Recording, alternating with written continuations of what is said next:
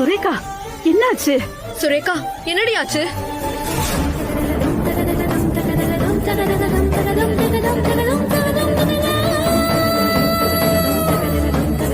ஏய் என்னடி பண்ற? ஏய் சுரேகா என்ன ஆச்சு? எதுக்கு நீ மாலை கழட்டுற? என்ன ஆச்சு? என்னமா பண்ற? அப்படி என்ன இருக்கு அதுல? சுரேகா அத நான் சொல்றேன். சுரேகா வாச்சும் அழுதுட்டு இருக்கா, அவ்வளவுதான்.